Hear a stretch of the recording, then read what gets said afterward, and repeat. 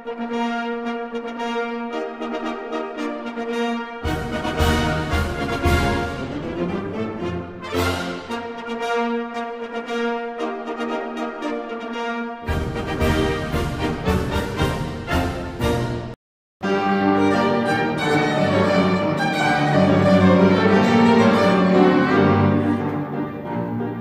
que la Première Guerre mondiale ravage l'Europe, la société ottomane cherche à donner un sens à son implication dans la guerre. La quasi-catastrophe des guerres balkaniques a conduit à une crise existentielle au sein de l'Empire ottoman. Dès le mois d'août 1914, les journaux et les écrits ottomans soulignent le fait qu'en tant qu'empire vaincu par de petits états balkaniques nouvellement émergés, le réveil et la renaissance de l'Empire ottoman n'est possible uniquement à travers un nationalisme turc. La guerre est alors annoncée comme une occasion de réaffirmer la puissance de l'Empire, et par la même occasion de permettre sa survie.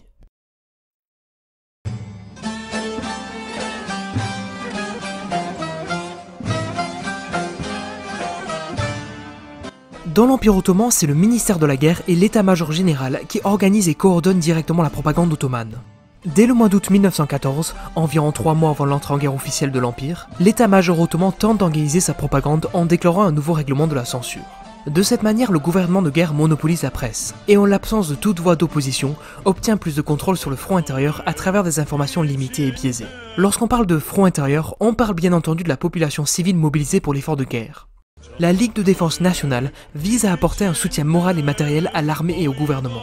Parmi les sous-divisions de la Ligue, le comité pour l'éveil de l'opinion publique joue un rôle actif dans la propagande.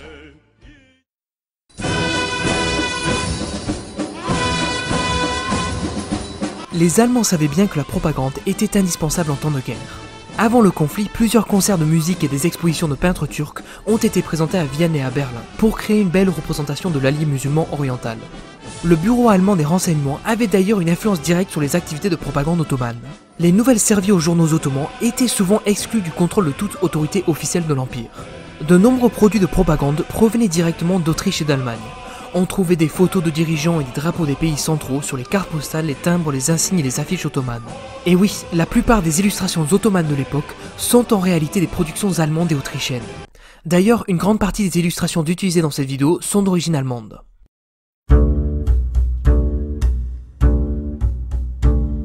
Lorsque l'Empire ottoman est entré en guerre, les journaux ont contribué à la propagande de diverses manières. En diffusant des nouvelles irréelles de la victoire, en dissimulant des échecs militaires comme la première offensive de Suez et la bataille de Sarikamish, et en évitant la publication de certaines nouvelles comme la révolte arabe.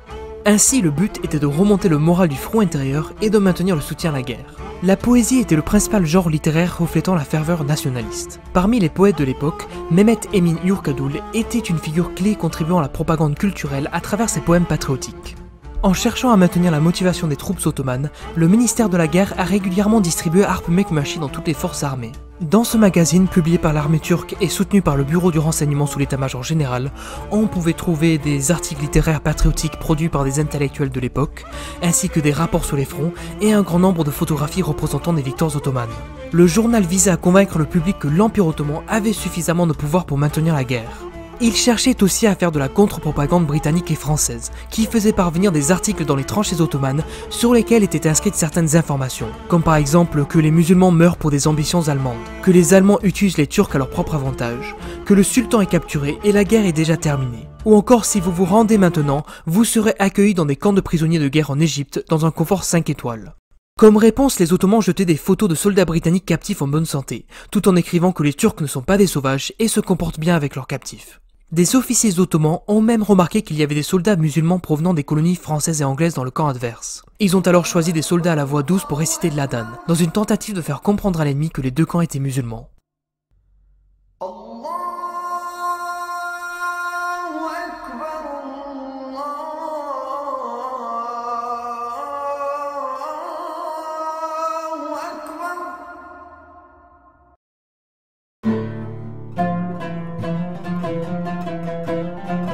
Les sultans ottomans depuis Sélim Ier détenaient le titre de calife, leur donnant le droit de représenter la branche sunnite de l'islam. Le sultan Mehmed V utilise alors ce titre pour déclarer une fatwa proclamant le djihad, à travers laquelle est indiqué que tous les musulmans du monde devaient s'unir pour rejoindre la lutte religieuse contre la Grande-Bretagne, la France et la Russie. De nombreux sermons et discours religieux appellent alors la population à contribuer à la mobilisation par tous les moyens matériels et moraux possibles. Des représentants sont même envoyés dans différentes parties du monde pour annoncer le djihad aux musulmans. Cependant, personne ne semble avoir répondu à l'appel du sultan. Plusieurs raisons peuvent expliquer l'échec de cette propagande religieuse. Premièrement, les Britanniques avaient une grande influence sur les tribus arabes du Moyen-Orient et les avaient déjà convaincus de se battre contre les Turcs. La France aussi détenait une grande influence sur de nombreux territoires musulmans d'Afrique, comme l'Algérie, le Maroc et le Sénégal. Deuxièmement, les Ottomans étaient en alliance avec deux anciens ennemis du monde musulman, les Allemands et les Austro-Hongrois. L'empereur allemand Guillaume II a essayé de donner une bonne impression face aux musulmans de l'Empire ottoman, en visitant certaines villes comme Istanbul, Jérusalem et Damas. D'ailleurs, profitant d'une visite du tombeau de Saladin à Damas, le Kaiser allemand aurait déclaré que les 300 millions de musulmans dans le monde pouvaient être rassurés que l'empereur allemand serait pour toujours leur ami et protecteur. C'est le début de ce que les Allemands appelleront l'islam politique. Suite à la visite de Guillaume II dans l'Empire, le magazine Harp Mekmashi annoncera que le Kaiser s'était converti à l'islam et encourageait les gens en Turquie à l'appeler Haji Wilhelm. Pour ceux qui se posent la question, Haji signifie un pèlerin ayant accompli le Hajj, autrement dit le pèlerinage à la Mecque. Malgré l'échec des appels pan-islamiques au niveau international, le thème du djihad est resté important dans la propagande officielle et resta plus symbolique qu'autre chose. Le gouvernement de guerre publia des brochures sur le djihad afin d'expliquer la lutte religieuse et l'importance du soutien à la mobilisation.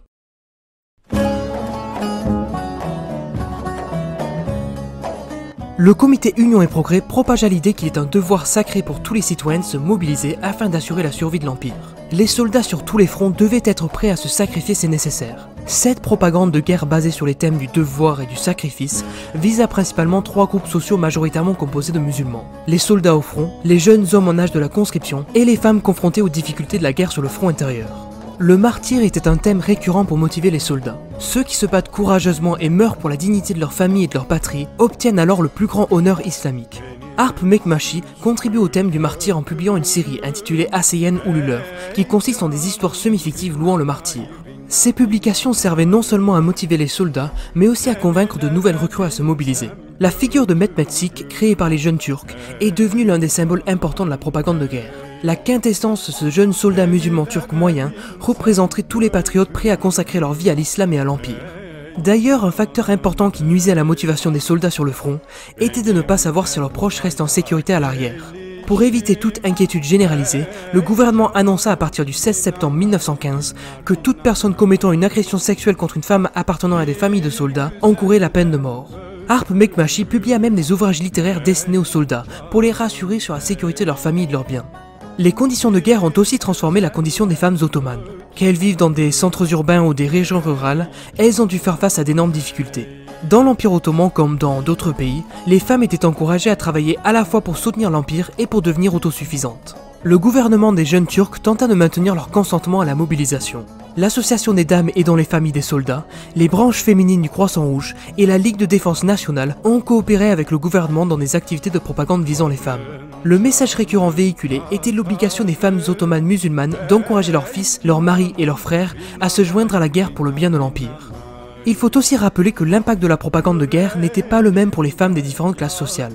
Alors que les femmes de la classe supérieure ont accueilli favorablement la propagande et sont devenues des membres actifs des organisations semi-officielles, le cas était totalement différent pour les femmes des classes inférieures qui ont dû lutter contre la faim et la pauvreté.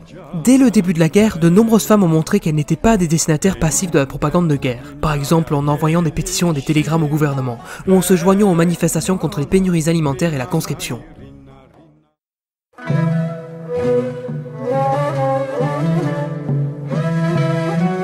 Au début de la Grande Guerre, la propagande des jeunes Turcs était suffisamment efficace pour obtenir le consentement pour la guerre. Les citoyens ottomans, qui ont volontairement mobilisé une grande partie de leurs ressources matérielles, ont soutenu la politique de guerre du gouvernement, estimant que la Grande Guerre était une occasion historique pour sauver l'Empire.